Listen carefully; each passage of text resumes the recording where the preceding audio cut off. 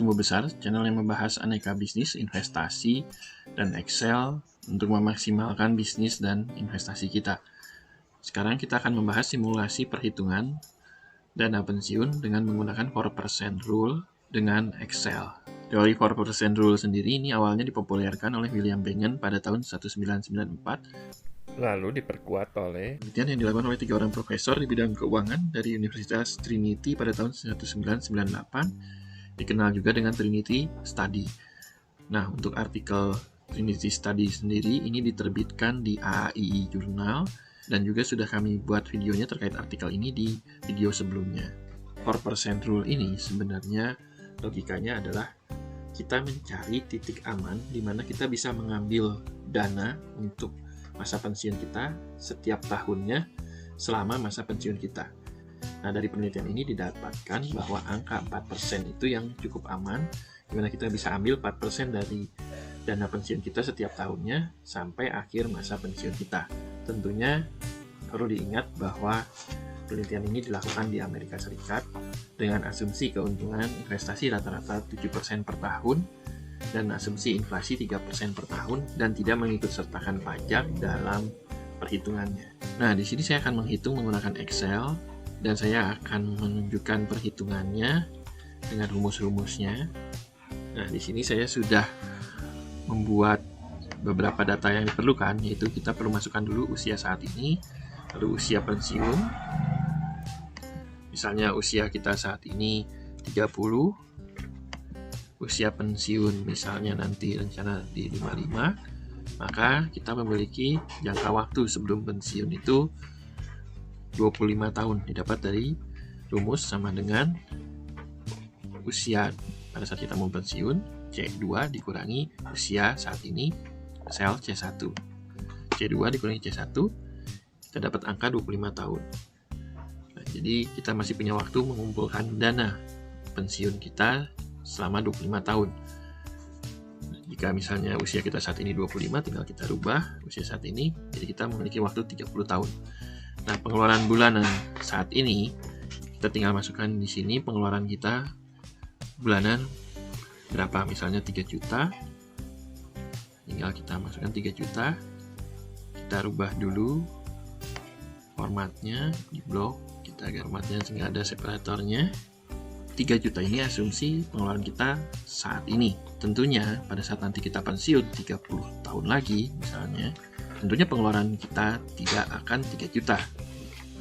Pengeluaran kita akan meningkat seiring dengan adanya inflasi. Kita harus memperhitungkan pengeluaran kita di masa depan dengan asumsi 3 juta sekarang di 30 tahun lagi itu akan sama dengan berapa. Nah, kita menggunakan future value. Nah, untuk menghitung future value di 30 tahun lagi, berarti kita harus masukkan dulu tingkat inflasinya per tahun. Misalnya kita asumsikan 3% per tahun. Kita masukkan rumusnya di sini sama dengan nilai saat ini 3 juta present value dikali dengan 100% ditambah kenaikannya setiap tahun, yaitu nilai inflasinya 3% dalam kurung dipangkatkan. Pangkat itu biasanya di keyboard kita di atas angka 6, kalau di laptop kita pangkatkan berapa tahun yang ingin kita hitung. Di sini jangka waktunya 30 tahun. Kita ambil dari sel C3 dengan pertimbangan juga, jadi nanti kalau kita rubah-rubah usia saat ini atau usia pensiunnya, kita tidak usah rubah lagi rumusnya, maka kita ambil alamat sel di C3. Kalau kita enter, kita mendapatkan angka Rp7.281.787. Pengeluaran bulanan kita yang harus kita keluarkan saat pensiun. Ini setara dengan 3 juta di masa sekarang. Untuk menghitung pengeluaran bulanan saat pensiun atau future value, kita juga bisa menggunakan rumus function yang ada di Excel. Di sini kita ketikkan rumusnya future value FP. Nah, di sini sudah muncul. Kita bisa double klik di sini. Nah, kita juga bisa klik FX di sini. Nah, nanti akan muncul seperti ini. Jika bingung, kita bisa lihat di sini rate itu berarti interest rate per period. Nah, di sini kita masukkan inflasinya Y1, lalu NPR adalah total periode pembayaran. Di sini berarti jangka waktu sebelum pensiun. Di sini kita masukkan sel C3. Nah, PMT kita kosongkan karena di sini kita akan masukkan jumlahnya hanya sekali, yaitu 3 juta. Sekarang di masa depan itu berapa? Jika pakai cicilan baru kita masukkan PMT. Nah, kita masukkan di sini yang PV, kita C4. Pengeluaran bulan saat ini C4, kita pengen tahu 30 tahun lagi berapa nilainya. Jadi kalau PMT atau PV, baik cicilan ataupun lamsam, kalau kita bayar, asumsinya kita keluar uang, berarti kita tambahkan tanda negatif. Di sini minus C4, lalu kita klik OK. Nah, ini hasilnya dia akan sama dengan rumusnya tadi maupun dengan pakai function Excel. Nanti tinggal rekan-rekan pilih yang mana yang lebih nyaman buat rekan-rekan yang ingin dipakai. Nah, saya hapus dulu saja. Kita akan pakai cara yang pertama. Kita lanjutkan sekarang. Untuk pengeluaran tahunan saat kita pensiun, tinggal kita kalikan saja sama dengan pengeluaran bulanan saat pensiun dikali 12. Jadi perkiraan kita membutuhkan dana setiap tahun itu 87.381.449 rupiah. Belum masuk ke faktor pengali. Untuk withdrawal rate-nya kita masukkan 4% hasil investasinya. Kita asumsikan 7% per tahun. Untuk awal saya masukkan sesuai dengan teori awalnya di 4% rule. Nah, sekarang untuk faktor pengali. Nah, untuk faktor pengalinya itu kita dapatkan 25. Dari mana 25 ini? Dari 100% dibagi withdrawal rate-nya 4%. Jadi 100% dibagi 4%, kita dapatkan angka 25. Nah, jadi dana pensiun yang kita harus siapkan adalah sama dengan pengeluaran tahunan saat kita mau pensiun dikalikan dengan faktor pengalinya itu 25. C6 dikali C7.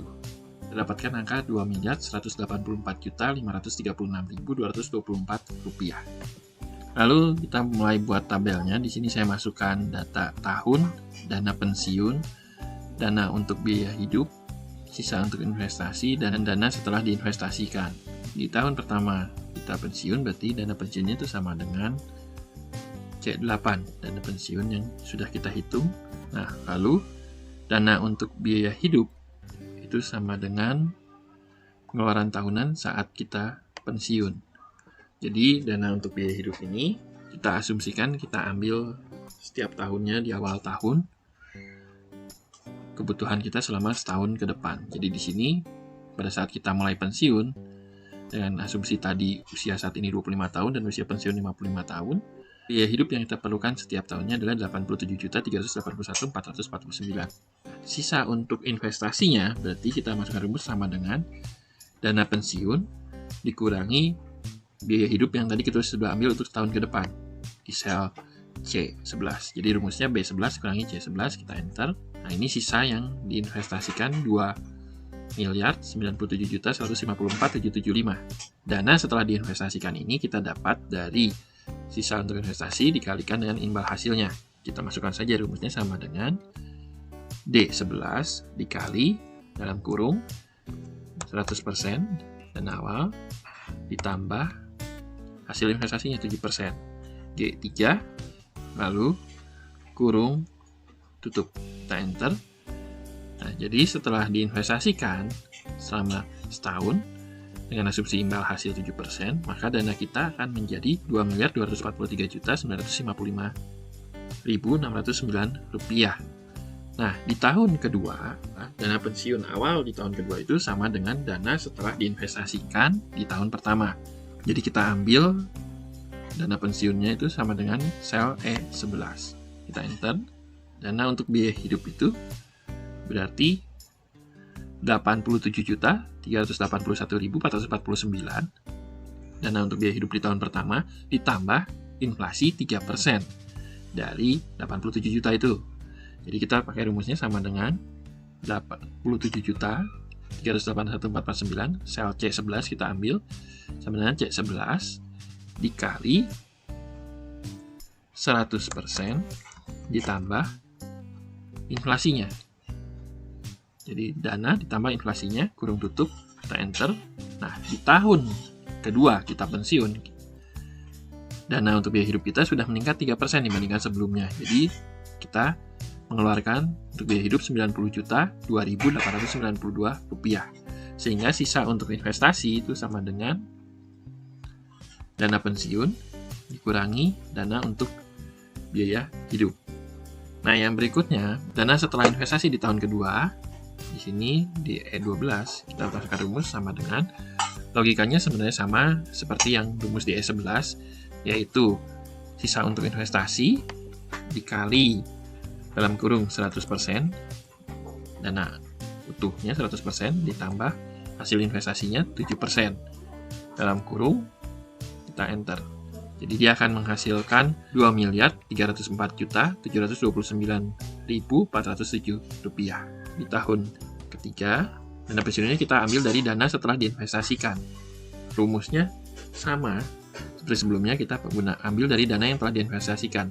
Nah, berarti ini kita bisa kopikan saja, jadi tidak usah kita buat lagi rumusnya. Kita kopikan rumusnya, kita drag ke bawah. Nah, ini dia akan mengambil dari E12, dari dana setelah diinvestasikan di akhir tahun kedua. Lalu dana untuk biaya hidup, logikanya sama, dia akan mengambil dari dana untuk biaya hidup tahun sebelumnya, tahun kedua, kali 100% ditambah G1. Nah, kalau kita kopikan ke bawah, ini harus kita perhatikan. Kita kopikan dulu ke bawah rumusnya.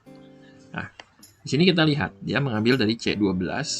Betul, C12 kali 100% tambah.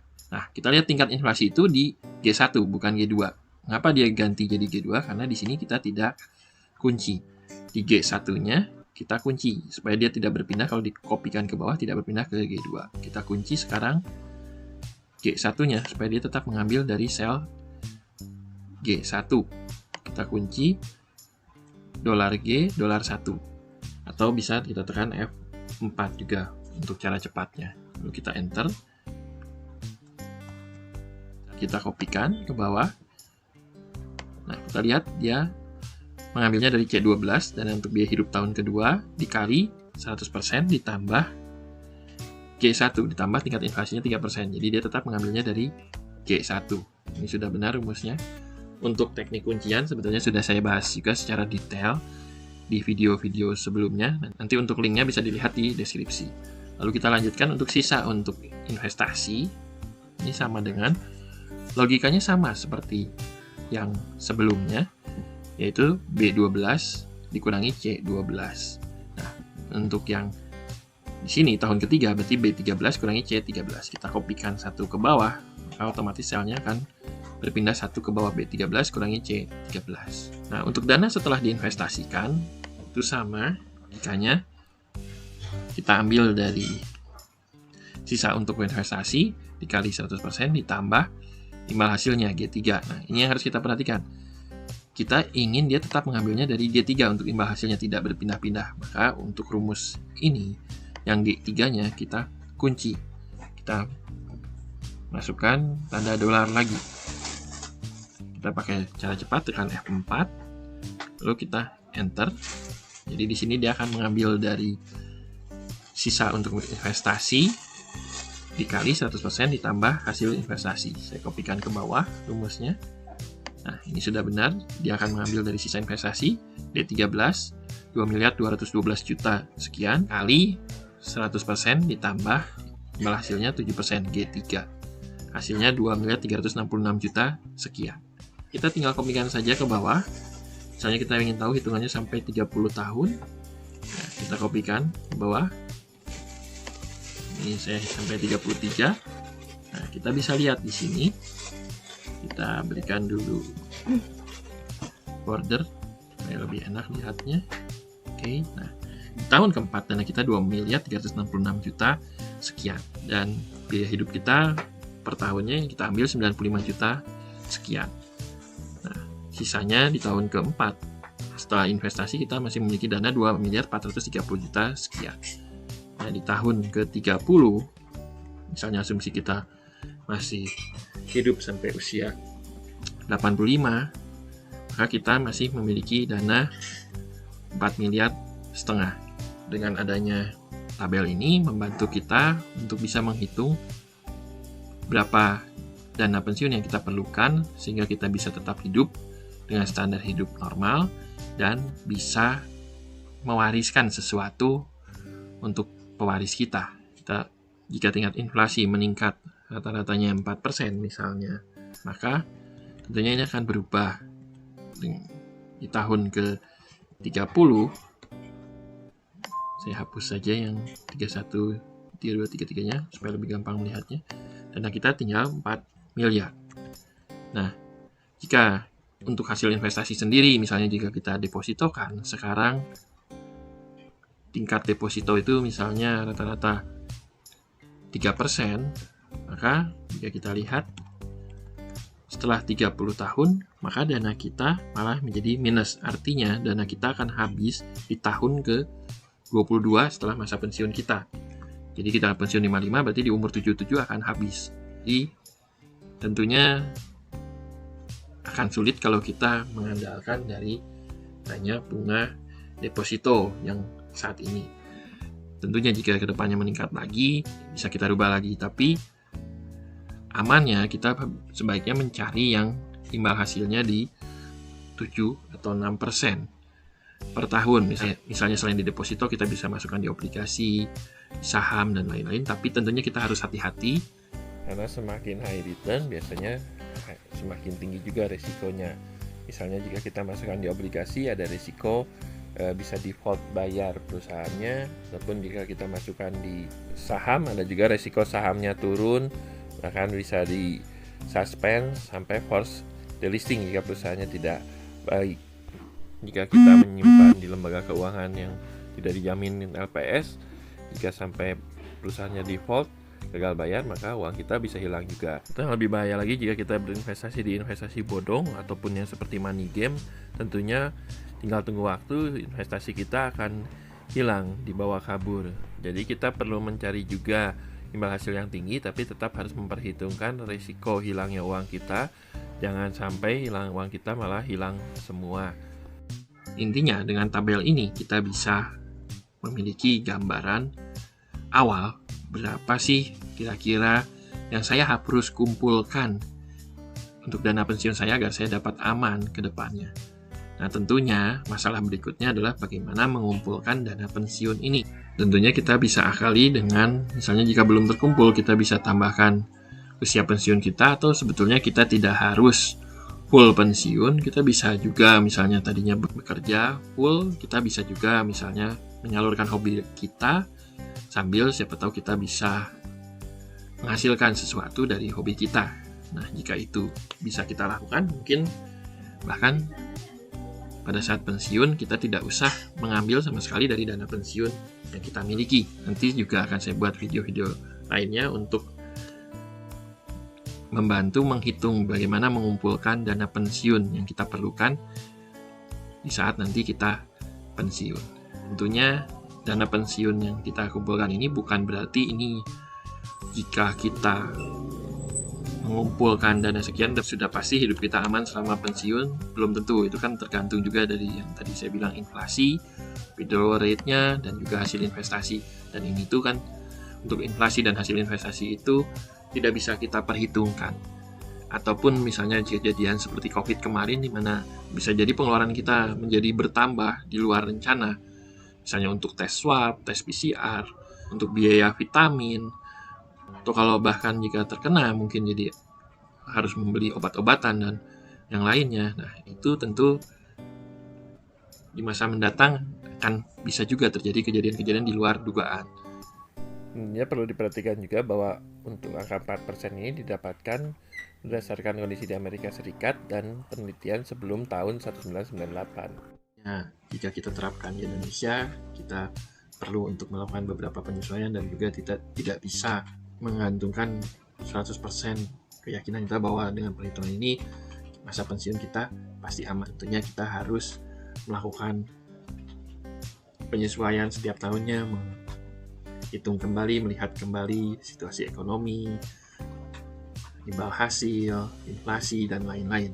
Tapi dengan kita mencoba melakukan perhitungan ini sendiri, diharapkan bahwa kita memiliki bayangan. Lebih baik kita memiliki bayangan dulu daripada kita sama sekali tidak ada bayangan berapa yang harus kita kumpulkan.